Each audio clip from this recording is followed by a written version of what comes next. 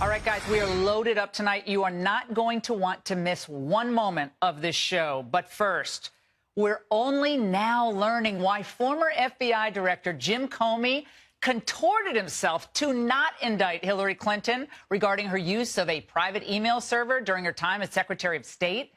Tonight, we can tell you that it appears that the FBI's lead investigator and Deputy Chief of Counter Intel has been revealed to be just another Clinton crony and Trump hater.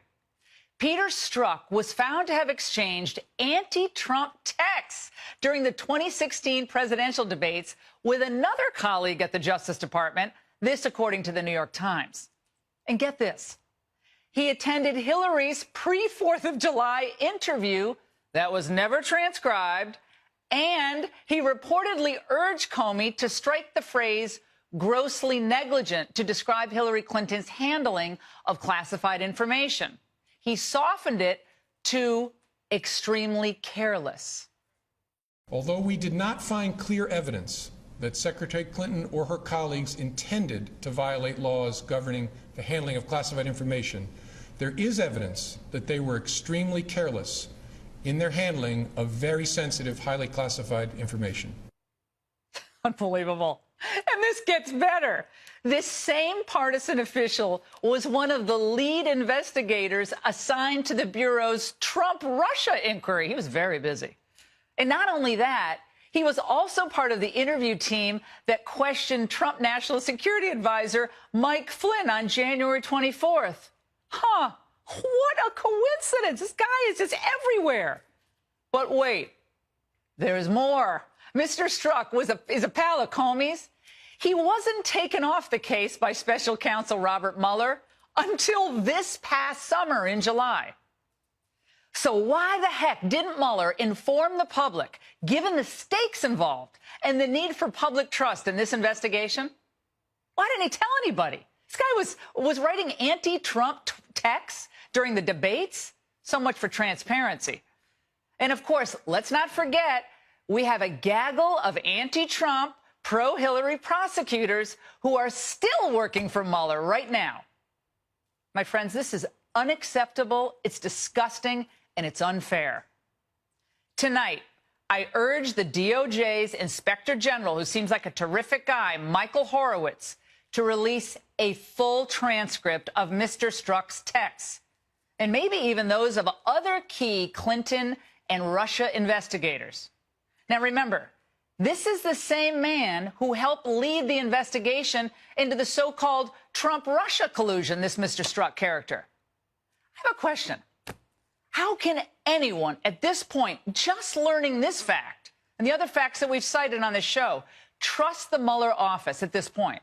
No transparency. They're not telling us the truth about this, and we're only learning it when the Inspector General somehow releases this information to the public.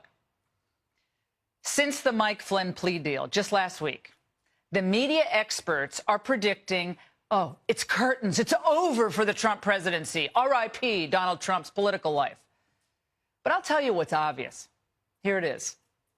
Although Flynn did lie, the collusion case died. So now they're on to the so-called obstruction of justice case against President Trump. The experts think it's all cut and dried.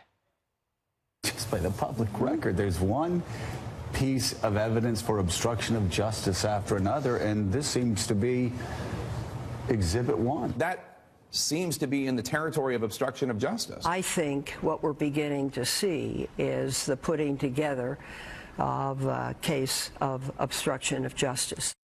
Oh, move over, F. Lee Bailey. Now, so how worried should Trump be at this point? Well, time will tell. We don't really know at this point. But consider that the media and legal and political experts who are predicting Trump's impeachment, they also predicted this about the president's travel ban. There's a discriminatory intent here, and the discriminatory intent of the Trump administration is clear. It was premised on religious discrimination. It's very clear that the president is acting unconstitutionally. You said we don't want to ban any on the basis of religion. That's against our Constitution. Yes, it is. But that's exactly what they're doing. Thank you for calling it what it is. I'm going to call it what it is. It's a Muslim ban. Well, today, a refreshingly sane order by the Supreme Court on President Trump's so-called travel ban of 6 mostly Muslim countries. Well, the court declined to halt the ban despite rulings in 2 different lower courts.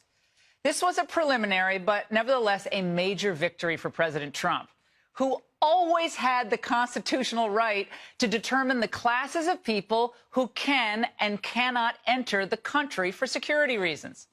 Now, once again, the experts are wrong. And while the media has a case of the vapors, a total meltdown over Flynn's cooperation with Mueller, the president is racking up win after win. Tax cuts are coming. Retail is soaring this Christmas season. The market is way up. And now a key win at the Supreme Court. And it's only Monday, my friends. And that's the angle.